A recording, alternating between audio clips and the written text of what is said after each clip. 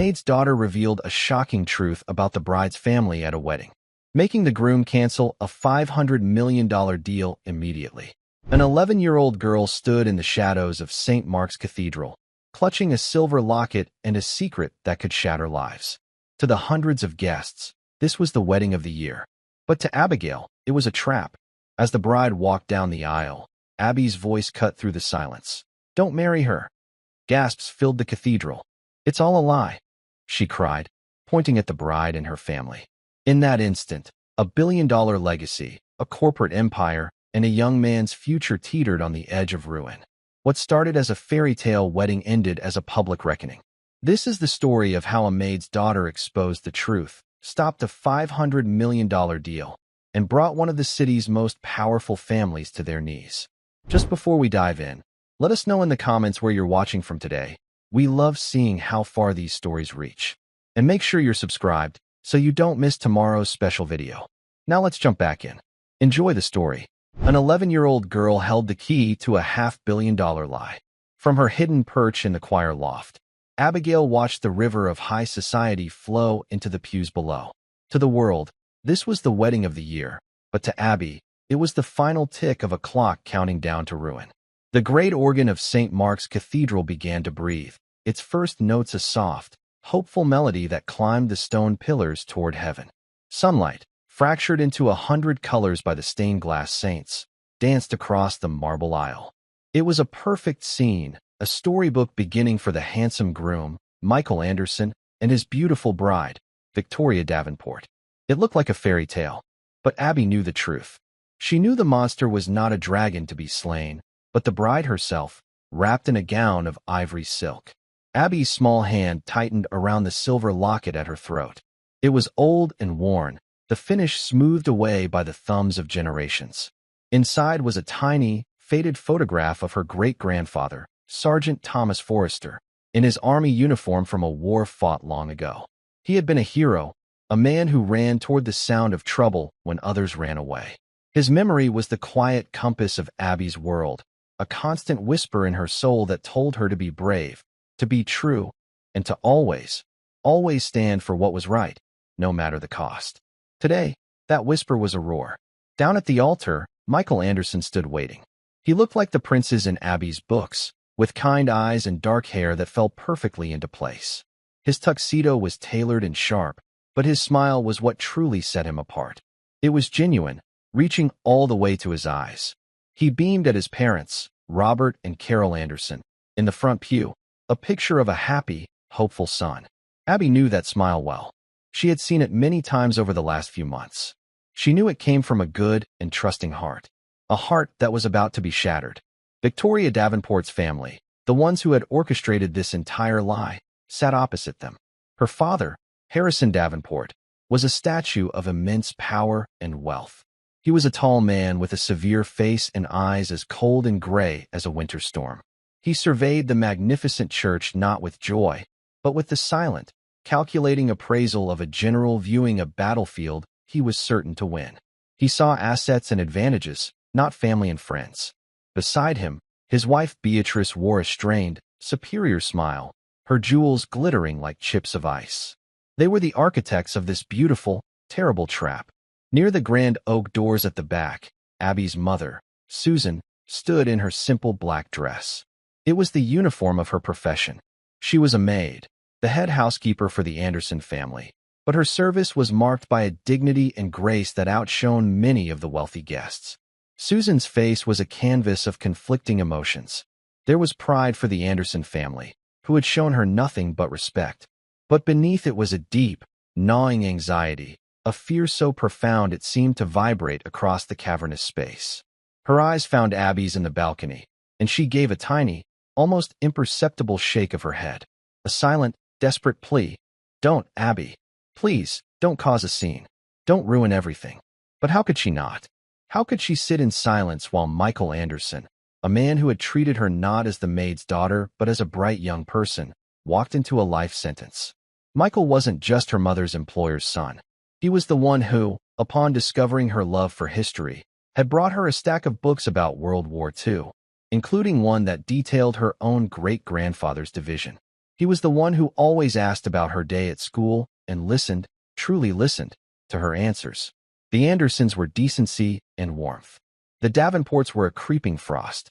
The music swelled, a triumphant announcement. The massive cathedral doors swung open. A collective sigh of admiration rippled through the guests. Victoria Davenport stood framed in the doorway, a vision of bridal perfection. Her gown was a masterpiece of lace and silk. Her dark hair was swept into an elegant chignon, and her smile was dazzling. But her eyes, a shade of startling blue, were fixed on Michael with an unnerving intensity. He saw a loving partner, the beginning of his forever. He had no idea he was looking at the face of his own destruction. As Victoria began her slow, regal procession down the aisle, Abby's heart hammered against her ribs. Each graceful step she took was a step closer to the end of Michael's life as he knew it. This wasn't a marriage. It was a corporate assassination dressed in white. A $500 million merger between Anderson Aeronautics and Davenport Industries was at stake. But Abby knew it was far more than a merger. It was a hostile takeover, a cold-blooded conspiracy hidden behind a veil of romance and vows. Her mind spun back through the last few months, a whirlwind of memories, small kindnesses, and chilling whispers that had led her to this single, terrifying moment. It had all started on a bright summer day when Susan had been hired as the head housekeeper at the Anderson estate. The estate, affectionately known as Northwood, was less a house and more a small, perfect world. It rested on 200 acres of manicured lawns and old-growth forests, with a grand, welcoming house that felt more like a home than a palace. Abby remembered her first time seeing it, her nose pressed against the car window, her eyes wide with a sense of wonder she had only ever found in books. "Now, remember what we talked about, sweetie," Susan had told her, her knuckles white on the steering wheel. "We have to be on our best behavior. This job, Abby, this job could change everything for us." And it had. The Andersons were nothing like the wealthy families Susan had worked for in the past. Robert and Carol Anderson were the heads of a powerful family, but they carried their status with a quiet humility. They were warm, down-to-earth, and treated their staff with a deep and abiding respect. When Carol Anderson first met Abby, she had crouched down to her level, her smile genuine and kind. "And who is this?" she had asked. "This is my daughter, Abigail, Mrs. Anderson," Susan said, her voice tight with nerves. "She'll be no trouble at all, I promise. She can just do her homework in the staff kitchen after school." Carol had waved a hand dismissively. "Nonsense. The West Wing has a library that no one ever uses. It's quiet as a mouse in there. You can set up in there any time you like, Abigail." Her eyes twinkled. "And I happen to know the cook keeps a secret stash of chocolate chip cookies in the pantry right next to it. Just don't tell Mr. Anderson I told you."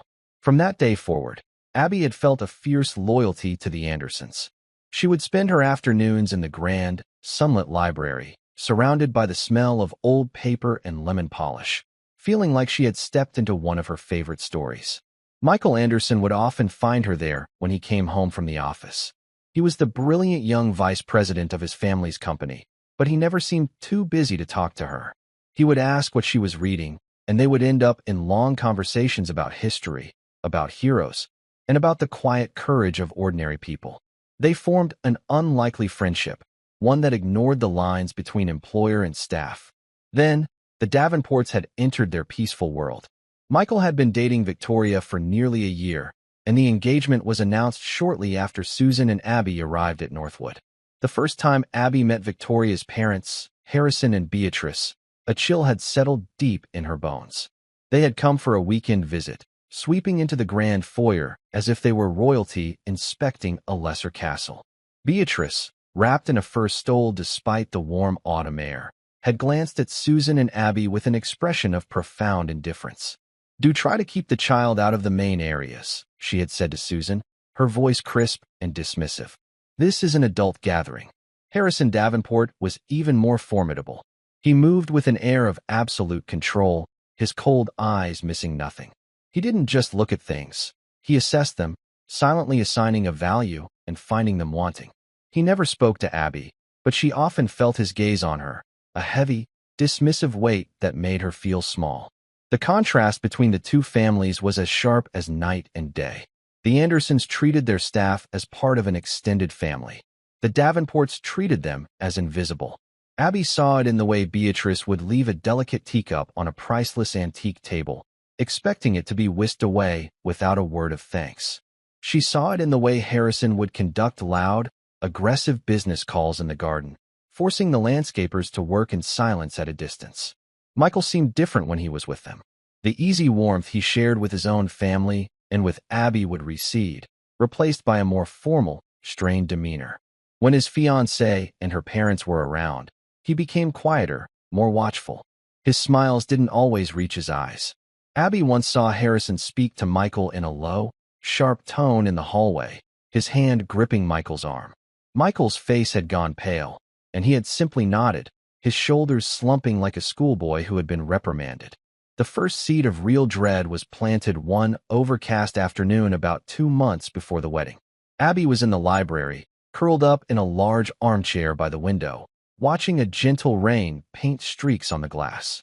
The library doors were slightly ajar, and she heard voices from the adjoining study. Harrison Davenport and his daughter, Victoria. "You need to handle him, Victoria." Harrison's voice was a low growl, stripped of any pretense of charm. "He's getting sentimental. He's talking about putting extra protections in place for his employees in the merger agreement." "I'm trying, Daddy." Victoria's voice was smooth, but laced with an impatience Abby had never heard when she spoke to Michael. "He's just so earnest. He actually believes this merger is a partnership of equals." She laughed, a short, sharp sound with no humor in it. "It is a conquest," Harrison snapped. "Anderson Aeronautics is a legacy company, fat and slow. We will absorb it, strip it of its redundancies, and triple its value. His father is a sentimental old fool, and his son is a romantic. Your job is to keep Michael focused on the wedding. Keep him focused on you. We need his signature on our version of the agreement, without his lawyers picking it apart. This family's future, your future, depends on this deal. And what if he won't sign it?" Victoria asked. "Then you make him." Harrison's voice dropped, becoming even colder. "You are a Davenport. You will remind him that a happy marriage is built on trust. Tell him that questioning the contracts is questioning his trust in you. Be charming, be loving, be whatever you need to be. But do not fail. Is that clear?" "Yes, Father," Victoria said. Abby felt as if a block of ice had formed in her stomach. It didn't sound like a loving conversation about a wedding. It sounded like a conspiracy, a cold, heartless strategy. A few weeks later, a second, uglier incident confirmed her fears. Beatrice Davenport had misplaced a diamond bracelet. A frantic search of the guest's suite yielded nothing. Beatrice, without a shred of evidence, immediately suggested that Susan was responsible. She was the last one tidying the room, Beatrice had announced in the main hall, her voice carrying for all to hear. "It's always the help, isn't it? You try to be generous, you let them into your home, and this is the gratitude you receive." Susan was humiliated. Her face went white as she stood before the Davenports, trying to defend her integrity. "Mrs. Davenport, I assure you, I would never." "Of course you would deny it," Beatrice scoffed. At that moment, Michael's mother, Carol Anderson, came down the grand staircase. She took in the scene, and her warm expression hardened. "Beatrice, that is a vile accusation," she said, her voice quiet but firm. "Susan has been with us for months and is one of the most honest people I have ever met." "You're too soft, Carol," Harrison said calmly, stepping forward. "In our world, you can't afford to be so trusting." "This is my world, Harrison," Carol replied, her gaze unwavering. "And in my home, I will not have my staff, my friends, treated this way. We will find your bracelet, but you will apologize to Susan." The bracelet was later found in the pocket of Beatrice's own cashmere coat. She offered a brief, insincere apology, but the damage was done. Abby saw the shame and fear in her mother's eyes. It filled her with a cold anger. The Davenports weren't just rude, they were cruel. They were bullies who enjoyed the power they held over others. And they were about to become Michael's family. The final, horrifying piece of the puzzle had clicked into place just 1 week ago. It was late at night, long after Abby was supposed to be asleep. A sore throat had woken her, and she had crept downstairs to the main kitchen to get a glass of water. As she passed the closed doors of the conservatory, she heard a voice. It was Harrison Davenport. He was on the phone, his voice a low, triumphant murmur. Abby knew she shouldn't eavesdrop, but the memory of his conversation with Victoria pushed her forward. She pressed her ear to the cool glass of the door. "The arrangements are finalized," Harrison said. "Dr. Evans is on board. He has the prepared reports." There was a pause. Abby held her breath, her heart starting to pound. No, he suspects nothing. He's completely besotted with Victoria and the wedding. As soon as the papers are signed and the merger is legally complete, we wait 3 weeks. Just long enough for it to look organic. Another pause. His next words made Abby's blood run cold. Victoria will initiate the process. She'll cite increasingly erratic behavior, signs of a breakdown. She'll mention his past struggles with anxiety after his grandfather's death. A clever touch adds credibility. Dr. Evans' reports will back it all up. We'll petition for a temporary conservatorship. The board will be forced to act. With Victoria as his wife and our new controlling interest from the merger, we'll have the votes. She'll be granted medical power of attorney. We take control of everything. Anderson Aeronautics will be ours, free and clear. Abby felt dizzy. She pressed a hand against the wall to steady herself. They were going to frame Michael. They were going to make it seem like he was mentally unstable. They were going to steal his company, his legacy, everything his family had built. This wasn't just a takeover. It was the complete and utter demolition of a good man. His grandfather spent his last few years in a private facility. You know, Harrison continued with a sickening chuckle. A genetic predisposition to mental fragility is not a hard story to sell. By the time anyone realizes what's happened, it will be far too late. The company will be restructured under our banner, and Michael will be resting comfortably somewhere out of the way. Abby backed away from the door, her hands trembling so hard she could barely control them. She felt a wave of nausea wash over her. It was a monstrous plan, evil in its corporate precision. They weren't just marrying Michael, they were plotting to bury him. She had tried to tell her mother. The next morning, she had found Susan in the linen closet, her voice a frantic whisper as she recounted every terrible word. Susan had listened, her face growing paler and paler. "Abby, you must promise me you will never repeat that to anyone," Susan had said, her eyes wide with a terror Abby had never seen before. "These are powerful, dangerous people. They could destroy us. They could say you're a liar, that I put you up to it to get money. We would lose this job, our home, everything. We have to pretend you heard nothing." "But Mom, we have to warn Michael," Abby pleaded, tears welling in her eyes. "And how do we do that?" Susan cried, her voice cracking. "A maid and her daughter against Harrison Davenport? He would crush us without a second thought. We have to be smart, Abby. We have to stay quiet. We have to survive." But Abby couldn't stay quiet. The weight of the secret was a physical burden, pressing down on her chest. The image of her great-grandfather, his gaze so clear and honorable from the locket, shamed her silence. He wouldn't have stayed quiet. He wouldn't have let bullies win. 2 days before the wedding, she had tried to approach Michael herself. She found him in the garage, admiring his father's restored vintage airplane, a passion they shared. "Michael," Abby began, her heart pounding. "Can I talk to you about something important?" "Of course, Abby. What's on your mind, co-pilot?" he asked with his usual warmth. Before Abby could form the words, Victoria had appeared at the door, a brilliant, false smile on her face. "Michael, darling, we have the tasting with the caterer to finalize." She saw Abby, and her smile tightened. "Is the child bothering you?" "Not at all," Michael said. "Abby was just about to tell me something."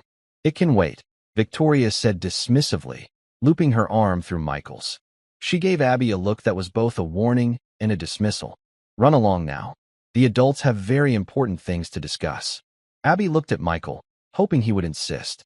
But Michael, already stressed and pulled in 1,000 directions by the wedding plans, just gave her an apologetic smile.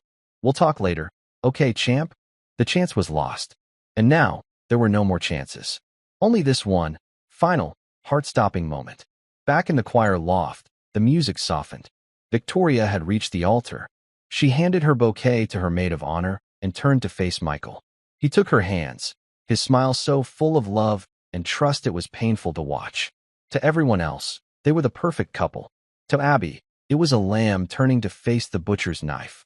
The officiant, a kind-faced man with white hair, began to speak, his calm, measured words washing over the silent congregation. "We are gathered here today in the sight of God and this company, to join together Michael Robert Anderson and Victoria and Davenport in holy matrimony. Abby's hands were slick with sweat. The locket felt heavy, like a stone, against her chest.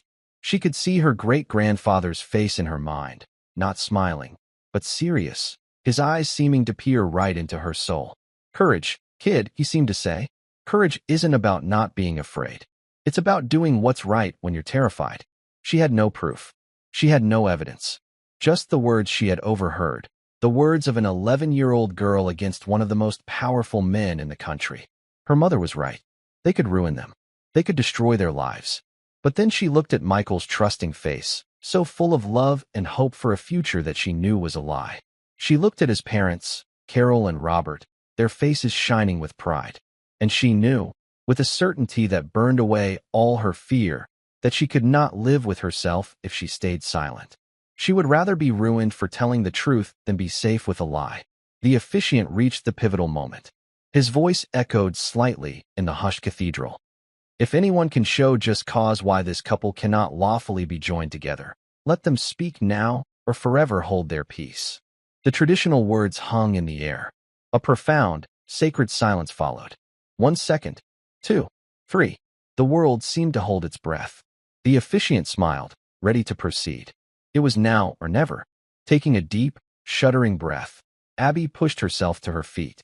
She gripped the heavy oak railing of the choir loft to steady her shaking legs.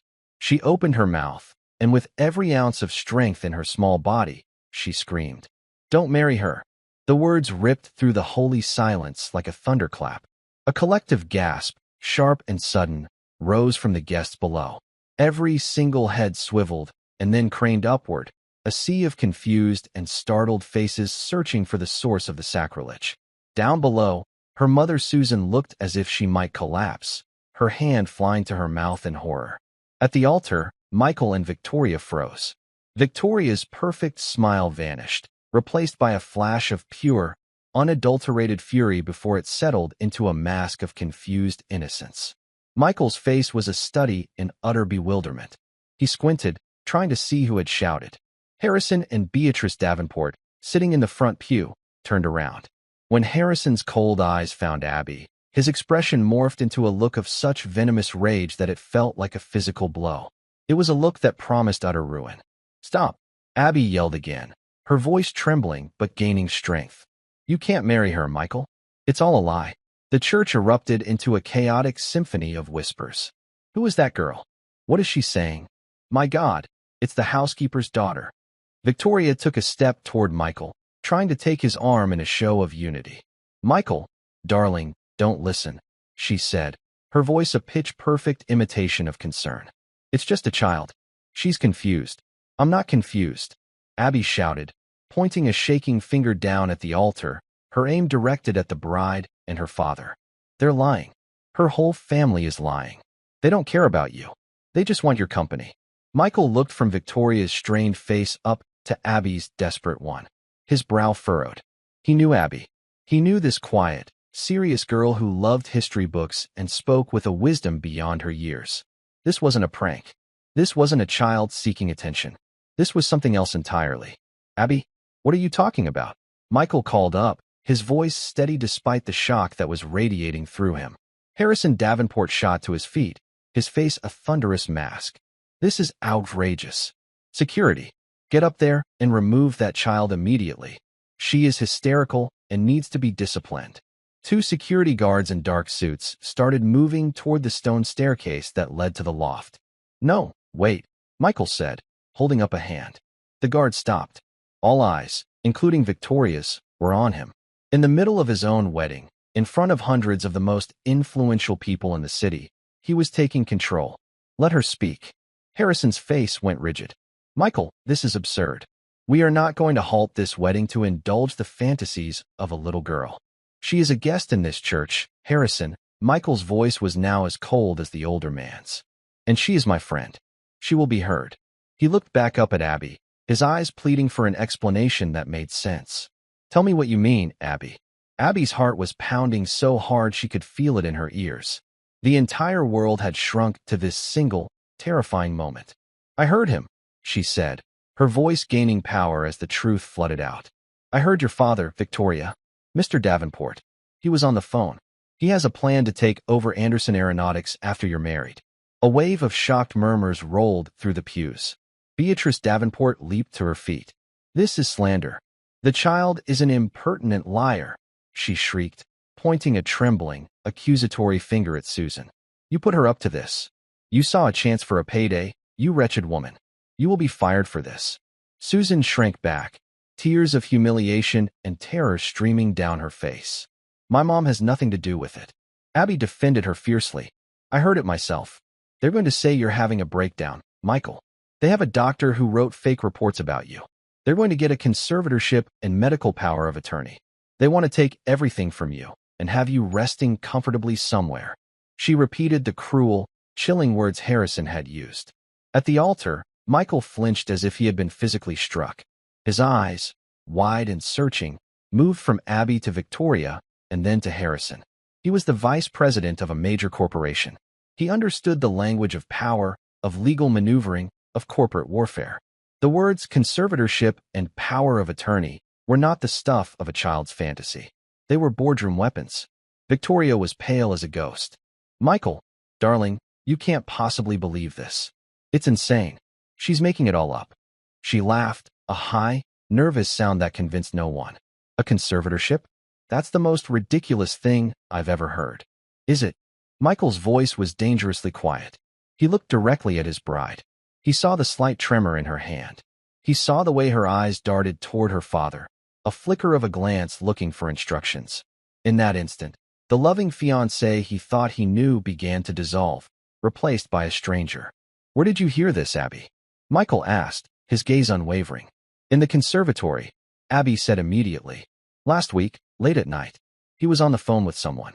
He said your grandfather died in a private facility and that a genetic predisposition to mental fragility is not a hard story to sell. This final detail was a dagger plunged deep.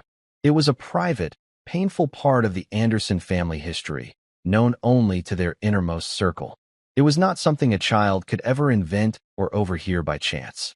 A gasp rippled through the front pews where the Anderson family and close friends sat. They knew it was true. Michael's face lost all its color. He slowly pulled his hands out of Victoria's grasp. She reached for them again, a desperate gesture, but he stepped back, creating a small but undeniable chasm between them. Harrison Davenport knew he was losing control. He strode into the aisle, his voice booming with feigned authority. This has gone on long enough. This wedding is being sabotaged by a delusional child and her greedy, incompetent mother. We will not stand here and be insulted. Michael, Victoria, let us proceed. Ignore this nonsense. But Michael wasn't looking at the officiant. He was looking at Harrison, and for the first time, he was seeing him clearly. He saw the ruthless ambition, the calculation, the absolute lack of empathy behind the mask of civility. He saw a predator. You know, Abby, Michael said, his voice now resonating with a newfound, terrible clarity, his shock hardening into cold fury. There is one problem with your story. Abby's heart sank. Had she gotten a detail wrong? Was he not going to believe her after all? The problem, Michael continued, his eyes locked on Harrison, is that you have no proof. Harrison smirked, a flicker of victory in his cold eyes. Exactly. She has no proof. It is the word of a servant's child against ours. That's where you're wrong. Abby's voice rang out from the balcony, clear as a bell. I do have proof. The smirk on Harrison's face vanished, replaced by a look of stunned disbelief. What? I know you don't trust anyone with your important papers, Abby said, remembering snippets of conversations she'd overheard between the staff about Mr. Davenport's obsessive secrecy. You keep your most important files with you. They're in your leather briefcase, the one with the silver buckle. Harrison's hand instinctively went to his side, but the briefcase wasn't there. It's not with you now, Abby continued, her confidence surging. Because you're at a wedding.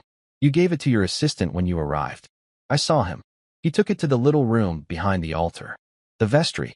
He said you wanted the merger documents ready for a celebratory signing at the reception. Michael turned his head slowly and looked toward the small, carved door to the vestry. His father, Robert Anderson, was now standing, his face grim. In that briefcase, Abby pressed on, her voice filled with absolute conviction. "There's a dark blue folder. It's labeled AA Contingency. Inside it are the fake medical reports from Dr. Evans, and the draft of the conservatorship petition, and all the notes about the plan." Harrison Davenport was frozen. The color drained from his face, leaving it a pasty gray. The look in his eyes was no longer fury. It was the trapped, desperate look of a king whose castle was crumbling around him. That look was all the confirmation Michael, and everyone else, needed. He turned to his best man. "Hold my ring." Then he looked at the two security guards who had been about to escort Abby out. "You two, go to the vestry. Bring me Mr. Davenport's briefcase. Do not let anyone stop you." "Michael, you can't be serious," Victoria pleaded, finally grabbing his arm. "You're going to humiliate my family based on this fairy tale from a child?" Michael looked down at her hand on his arm, her grip like a claw. He then looked back up to her face, his expression utterly devoid of the love that had been there only moments before. "Get your hand off me," he said, his voice quiet, but carrying the terrifying weight of finality. Victoria let go as if she'd been burned. The guards, loyal to the Andersons, nodded and moved swiftly toward the vestry. Harrison took a step to block them, his body rigid with desperation. "I forbid it. That is my private property." "Not anymore," Michael's father, Robert Anderson, said, stepping forward to stand beside his son. His voice, usually so gentle, was like steel. "Not when you are using it to plot the destruction of my son and my family." The guards bypassed Harrison and disappeared into the vestry. The entire church held its breath. The silence was thick and heavy, 1,000 times more profound than before. Abby remained standing at the balcony railing, her knuckles white. Her mother was openly sobbing now, a mixture of abject terror and a strange, dawning pride. After what felt like an eternity, the two guards emerged. One of them was holding a handsome, dark leather briefcase with a silver buckle. They walked to the altar and handed it to Michael. He placed it on the small table meant for the unity candle. His hands were perfectly steady. He looked at Harrison, whose face was now a ghastly shade of white. "What is the combination?" "I will not tell you," he hissed. "It doesn't matter," Michael said calmly. He turned to his father's head of security, a man named Peterson who was standing in the pews. "Peterson, I imagine you can open this." The burly man started forward. Harrison knew he was defeated. His shoulders slumped. "December 30th, 88, he mumbled, the numbers tasting like ash in his mouth. With hundreds of pairs of eyes watching him, Michael Anderson knelt down. He carefully turned the dials on the briefcase lock. Click, click, click. He lifted the latches, and the case sprang open. He did not have to search for long. Right on top was a dark blue folder. Its label was typed in stark black letters. A Contingency. Michael lifted the folder out. His expression was grim, his face etched with a pain deeper than any physical wound. He opened it. He stood there for a long, silent moment, reading the top page. Then the second, then the third. The life he had imagined, the love he had believed in, all of it turned to smoke and ash right there before the altar of God. Finally, he looked up. His gaze swept over the crowd, over the Davenports, who now looked like cornered animals, and finally, up to the choir loft where a small, blonde girl stood watching, her heart in her eyes. A single tear of betrayal traced a path down Michael's cheek, but his voice, when he spoke, was not the voice of a victim. It was the voice of a man who had seen the truth. "This wedding," he announced, his words echoing through the silent cathedral, "is over." He turned to Harrison, Beatrice, and Victoria, his eyes blazing with a righteous fire.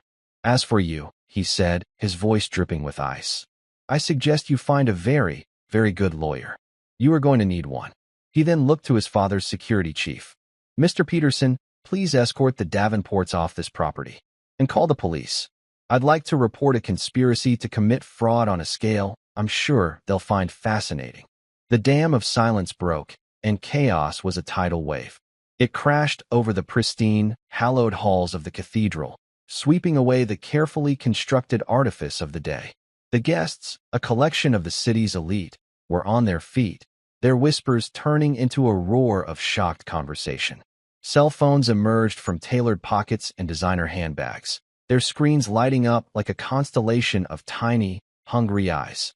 The story was already breaking, a scandal of epic proportions delivered directly into the palms of their hands. Mr. Peterson, a man of quiet efficiency, and another guard flanked the disgraced Davenport family. Harrison, his face a mottled red of pure rage, seemed ready to explode. "You will regret this, Anderson," he spat, his voice shaking with fury as Mr. Peterson firmly guided him down the aisle. "I will sue you for everything you have. Slander, defamation. You have no idea the forces you are messing with." Michael stood his ground at the altar, a solitary figure of quiet strength. He didn't flinch. He simply watched them go, his expression unreadable. Beatrice was weeping, not with sorrow, but with the high-pitched, theatrical sobs of a woman whose social standing had just been publicly executed. Victoria was a ghost, her eyes vacant, her body limp as if her strings had been cut. She stumbled after her parents, her beautiful wedding gown trailing behind her in the dust, a sad, discarded costume from a play that had ended in disaster. The journey down the aisle was a walk of shame. The same path she had walked in triumph. The Davenports now walked in utter humiliation. Every eye was on them, judging, whispering, recording. As the great oak doors slammed shut behind them, a strange quiet fell over the church once more. It was not the reverent silence of a wedding, but the stunned, awkward silence of a disaster's aftermath. The officiant, looking utterly bewildered, slowly closed his book. Michael finally took a deep breath, the first he seemed to have taken since Abby's shout. His shoulders, held so rigidly, slumped just a little. The adrenaline was beginning to fade, leaving behind the cold, hard reality of what had just happened. His wedding day had become a crime scene. His heart, which had been so full of love just minutes before, was now a hollow cavern of betrayal. His eyes scanned the crowd of stunned faces until they found what they were looking for. High up in the choir loft, Abby was still standing, a small, brave soldier on her lonely perch.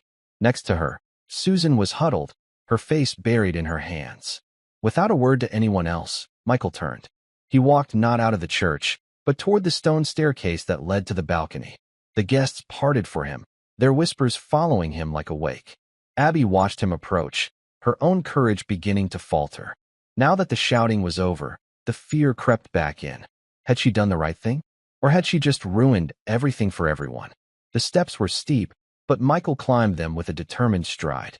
When he reached the top, he found Abby and Susan huddled together. Susan looked up, her eyes red and swollen with tears, a look of profound apology and fear on her face. "Mr. Anderson." "Michael, I am so sorry," Susan whispered, her voice choked with sobs. "I tried to stop her. I told her to be quiet. Please, whatever happens, don't blame her. This is my fault."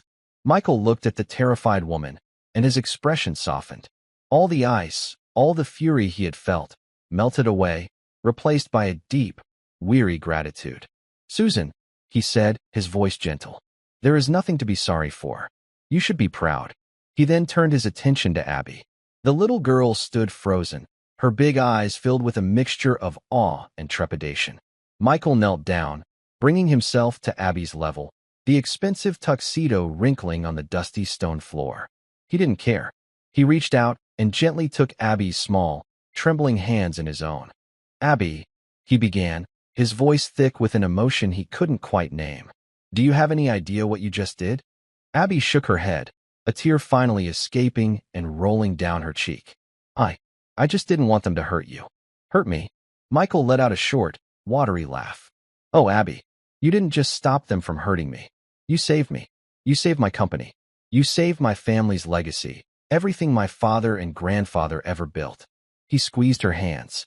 "The words, thank you, aren't big enough for what you did. What you did today, it was an act of incredible courage." Abby looked down at her worn sneakers, then back up at the kind face of the man in the tuxedo. "My great-grandpa was a soldier," she said quietly, her hand going to the locket at her neck. "He always said you have to stand up to bullies, no matter how big they are." Michael's eyes filled with tears again, but this time, they were tears of profound gratitude. "Well, your great-grandfather was a very wise man," he said, his voice cracking. "And you, Abigail Forrester, are a hero. Just like him."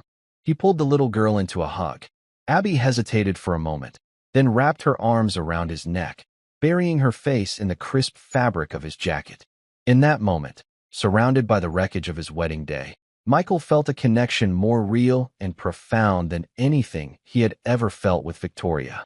It was a bond forged not in romance, but in truth and courage. Downstairs, the cathedral had descended into a state of managed chaos. Robert and Carol Anderson, their initial shock now replaced by a protective, steely resolve, moved through the crowd with quiet authority. Robert addressed the guests, his voice firm and steady, thanking them for their attendance and asking for their discretion, a request he knew was futile but necessary. Carol, meanwhile, moved toward the back of the church where her staff was gathered, her expression one of deep concern.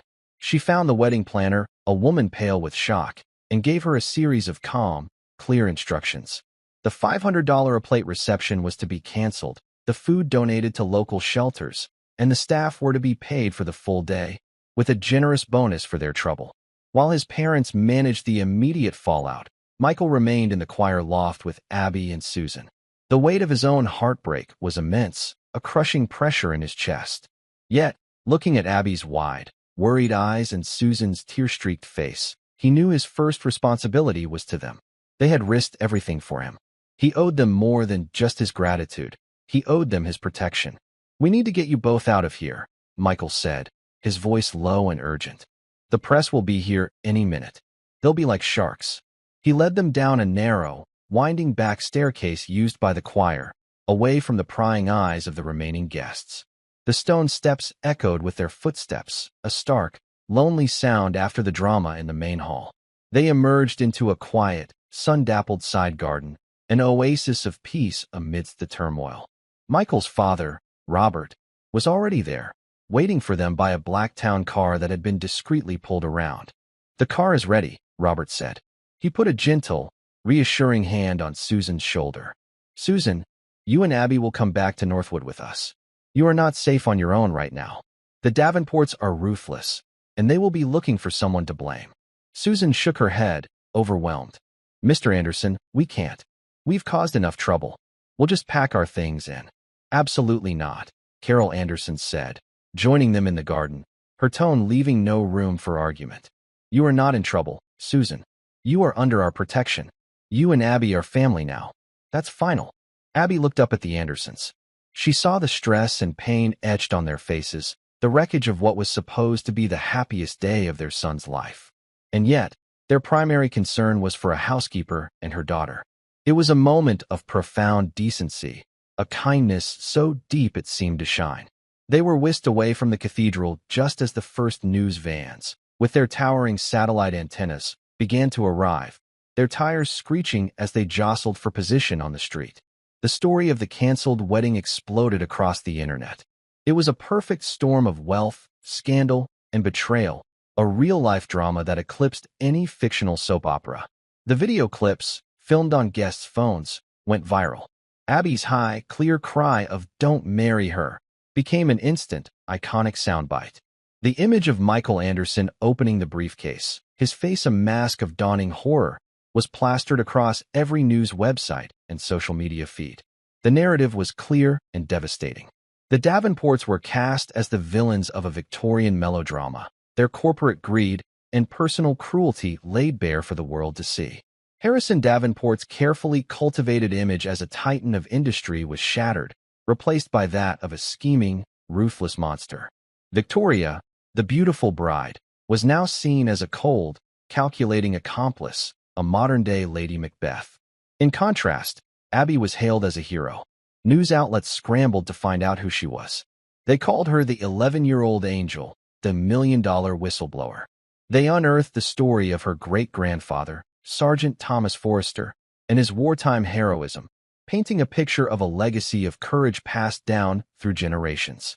She was the brave, small girl who had stood up to the giants and won. For the next few days, the Anderson estate, Northwood, became a fortress. A security detail was hired to patrol the gates, keeping the relentless hordes of reporters at bay. Inside, a strange new reality took hold.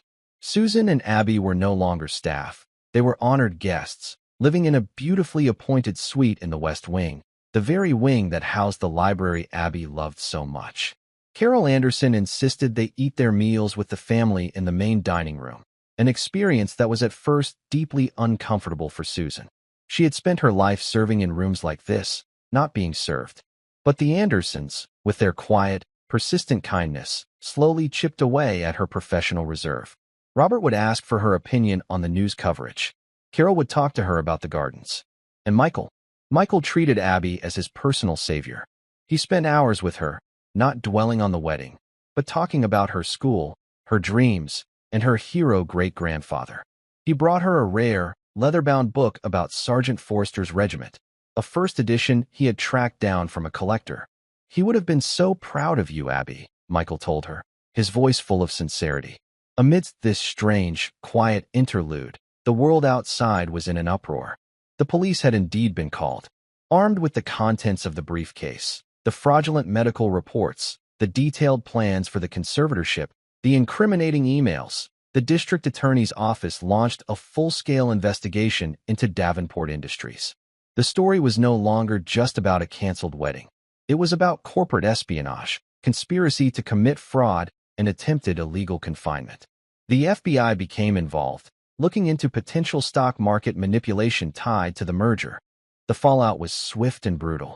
The board of directors of Davenport Industries, facing a catastrophic stock collapse and a public relations nightmare, forced Harrison Davenport to resign. Several key executives, implicated by the documents in the briefcase, were fired. The $500 million merger with Anderson Aeronautics was, of course, dead. But more than that, the Davenport empire, built on a foundation of ruthless aggression and fear, began to crumble under the weight of its own corruption. The family was facing not just financial ruin, but the very real possibility of prison time. One rainy afternoon, about 2 weeks after the wedding that wasn't, Carol Anderson found Abby curled up in her favorite armchair in the library, the first edition book open in her lap. "There you are," Carol said with a warm smile. "I was looking for you. Your mother and I were just having a talk." Abby sat up. "Is everything okay?" "Everything is more than okay," Carol said, sitting on the ottoman in front of her. "Abby, my husband and I, we have been talking a lot about the future, about our company, about our family, and about you and your mother." She took a breath. "What you did at the church, it was a wake-up call for us. We've been so focused on business, on mergers and profits, that we almost lost sight of what really matters. Integrity, courage, doing the right thing, no matter the cost." Carol's eyes shone with a new purpose.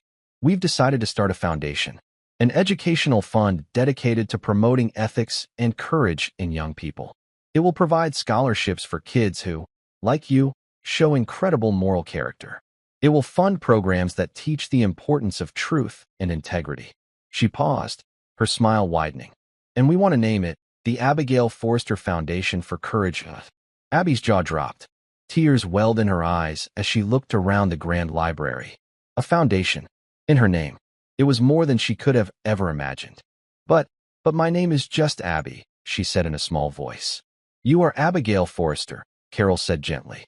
"And that is a name that will now be synonymous with bravery." She reached out and took Abby's hands. "And speaking of names, your mother has told me that your lease is up on your apartment at the end of the month. She was planning on looking for a new place for you both." Carol's expression grew serious, but her eyes were filled with a hopeful, tender light.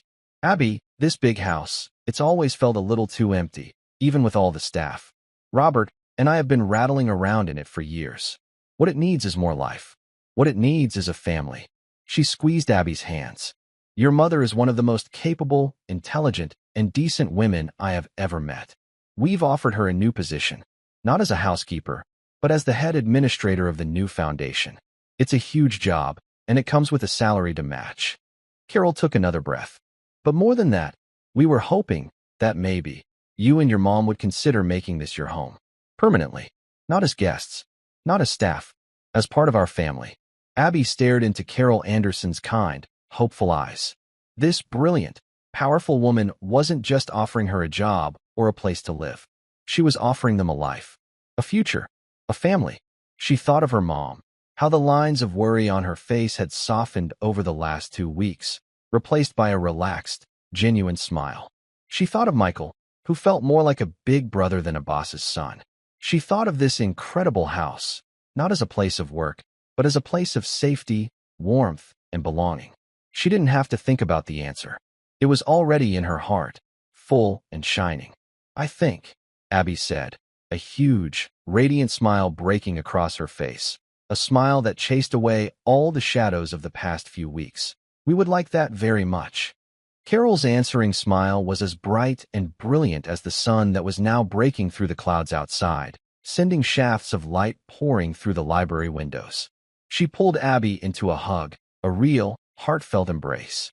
And in that moment, in a room filled with books about history and heroes, a new story was written. A new family was born. It wasn't a family forged by contracts or by blood, but one built on something far stronger. The brave, true heart of an 11-year-old girl who understood the legacy of her great-grandfather and dared to speak the truth, no matter the cost. The story of the wedding was over, but the story of their lives, together, was just beginning. And that's where we'll end the story for now. Whenever I share one of these, I hope it gives you a chance to step out of the everyday and just drift for a bit. I'd love to know what you were doing while listening. Maybe relaxing after work, on a late-night drive, or just winding down. Drop a line in the comments. I really do read them all. And if you want to make sure we cross paths again, hitting like and subscribing makes a huge difference. We are always trying to improve our stories, so feel free to also drop your feedback in the comment section below. Thanks for spending this time with me.